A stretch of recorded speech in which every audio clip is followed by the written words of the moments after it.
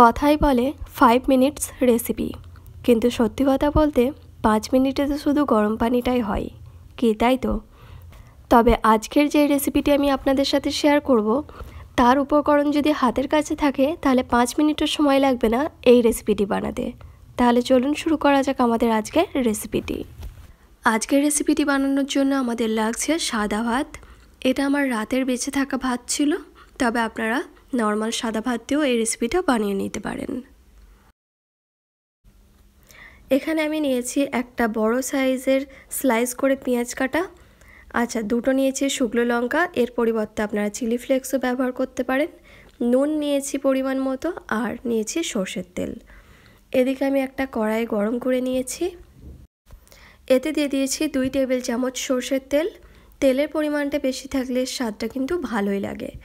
আর দিচ্ছি শুকনো লঙ্কা, এরপর দিয়ে দিচ্ছি কাঁচা পেঁয়াজটা। পেঁয়াজ আর লঙ্কাটা খুব ভালো করে ভেজে নিচ্ছি। গ্যাসের ফ্লেমটা হাই করে পেঁয়াজটা এখন লাল লাল করে ভেজে নিতে হবে। এই যে দেখুন, পেঁয়াজটা আগের থেকে অনেকটাই লাল হয়ে গেছে, তবে অবশ্যই ধ্যানে রাখবেন যেন পেঁয়াজটা কালো না হয়ে যায় বা জ্বলে না যায়। যদি পেঁয়াজটা জ্বলে যায় তাহলে কিন্তু ভাতের স্বাদটা কিন্তু ভালো আসবে না, তাই অবশ্যই এই পর্যায়ে একটু সাবধানেই পেঁয়াজটা ভেজে নেবেন। এখানে আমার পেঁয়াজটা ভালো করে লাল লাল করে ভাজা হয়ে গেছে। এবার এর মধ্যে আমি সাদা ভাতটা অ্যাড করে দিচ্ছি। মশলার সাথে এখন ভাতটা খুব ভালো করে মিশিয়ে নিচ্ছি, আর এই সময় গ্যাসের ফ্লেমটা রাখবেন মিডিয়ামে। এখানে মশলার মধ্যে শুধু নুনটাই অ্যাড করব, আদার্স কোনো মশলা এখানে অ্যাড করব না। নুন দিয়ে দিচ্ছি স্বাদ মতো, কারণ এই ভাতটা সিম্পলই হয়। পেঁয়াজের সাথে ভাতটা এখন খুব ভালো করে মেশানো হয়ে গেছে। ভাতটা এখানে আমাদের রেডি। ভাতের সাথে খাওয়ার জন্য এখানে আমি একটা ডিমও ভেজে নেব। তার জন্য আমি কড়াইয়ে নিচ্ছি 1 টেবিল চামচ সর্ষের তেল।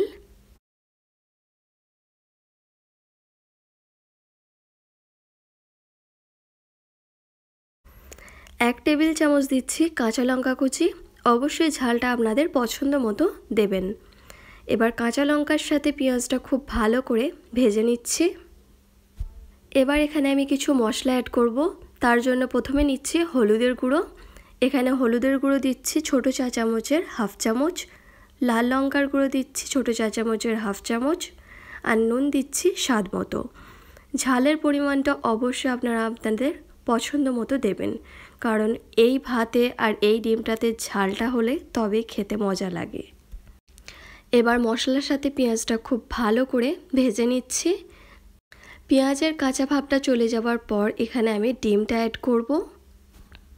এখানে আমি একটা ডিম দিয়ে দিচ্ছি, আপনারা চাইলে এর পরিবর্তে 2টো ডিমও দিতে পারেন। ডিমটা দেওয়ার পর আমি আস্তে আস্তে উল্টে পাল্টে ভালো করে ডিমটা ভেজে নেব। আপনারা চাইলে এই ডিমের কুসুমটা গলাও রাখতে পারেন, তবে আজকের আমার ডিমের অবস্থা তো দেখতেই পাচ্ছেন। যাই হোক, সব সময় কি আর ডিম ভাজাটা সমান হয়, তাই না? এই যে দেখুন, ডিমটা এখানে উল্টে পাল্টে ভালো করে ভেজে নিয়েছি। ডিমটা এখানে আমার ভালো করে ভাজা হয়ে গেছে। এবার এটা সার্ভ করে নেব। তাহলে দেখলেন তো কত কম সময়ে কত অল্প উপকরণে একদম তাড়াতাড়ি তৈরি হয়ে গেল আমাদের এই আজকের রেসিপিটি। গরম গরম ঝাল ঝাল এই ভাতটা খেতে কিন্তু দারুণ লাগে। মাঝে মধ্যে এমনই সময় হয় যখন মনে হয় কিছুই রান্না করতে ভালো লাগে না, তখন এই রেসিপিটা একদম পারফেক্ট। আর এই রেসিপিটি আপনারা ব্রেকফাস্টে হোক, লাঞ্চে হোক, ডিনারে হোক, যখন ইচ্ছা ইজিলি বানিয়ে নিতে পারেন, কোনো রকম ঝামেলা ছাড়া।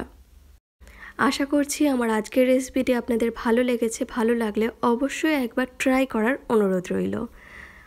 আর আমার আজকের রেসিপিটা আপনাদের কেমন লেগেছে অবশ্যই আমাকে কমেন্টে জানাবেন। আজকের জন্য এতটাই, ফিরে আসবো আবার একটি নতুন রেসিপি নিয়ে। আল্লাহ হাফেজ।